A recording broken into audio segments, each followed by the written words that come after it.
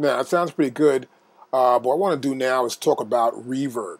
So I want to put some reverb on the drums, and in this case, particularly doing hip-hop or R&B or rock for that matter, I want to add too much reverb on the kick drum.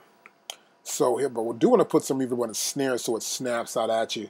So I'm going to go here to View, and I'm going to Send, and the Sends, I'm going to go to Send A.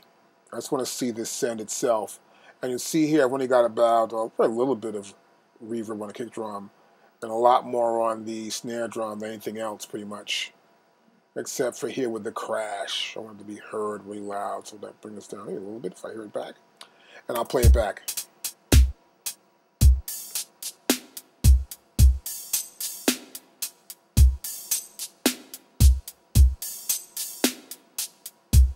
So I control it right here, obviously. So get my level where I like it for now, so I hear the rest of the instruments. Once the rest of the instruments come in, I'll feel better about how this sounds. But for right now, that's what I wanted. So I made an auxiliary track right here. And I've got this solo safe. Now the solo safe, I would just hold down the command key and click on this solo button right here, and it makes it solo safe. And that way, even if I mute or solo something, I'll still be able to hear this back, which is really cool.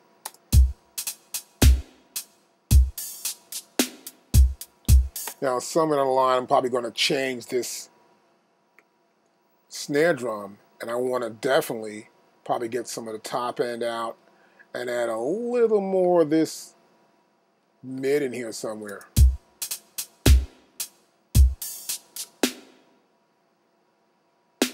As you can see, I've soloed this snare drum, and we still have it appearing here and getting that reverb effect. Now if I go back here and I undo that, we don't have it. So I prefer to have it this, because this way I can hear the effect also with the sound.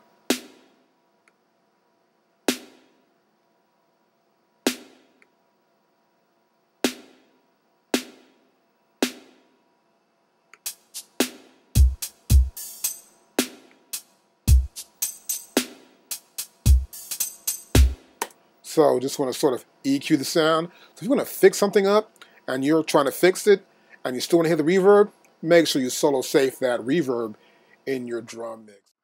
Well, my drum mix sounds pretty good, and I want to probably adjust a few more things here.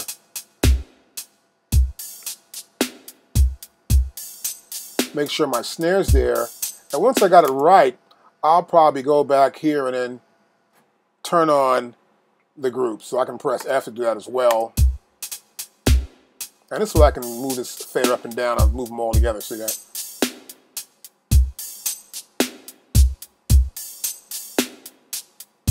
Now the problem here is that this drum verb is not part of the group. I want to make it part of the group. So I'll go here to where it says drums, and I'll click there, and I pulled up this group. And I want to take the drum verb, this drum verb here, and add it to it. And I want to press OK.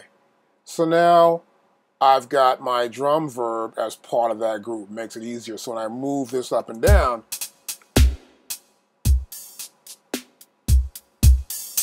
that reverb maintains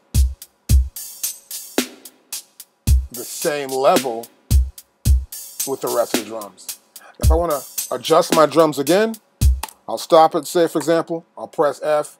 I may want to maybe bring this down a little bit and bring the neck and the hi-hat down and put the first one up a little bit more.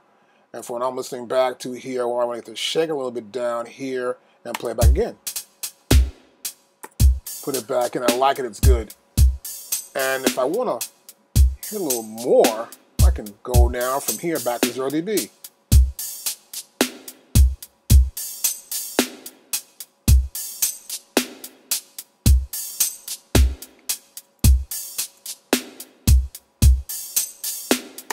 And get a feel for what I've got.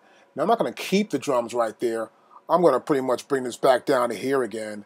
I just want to make sure that the feel of the drums are what I like for now until I bring the rest of the instruments in and get a feel for the drums and the music.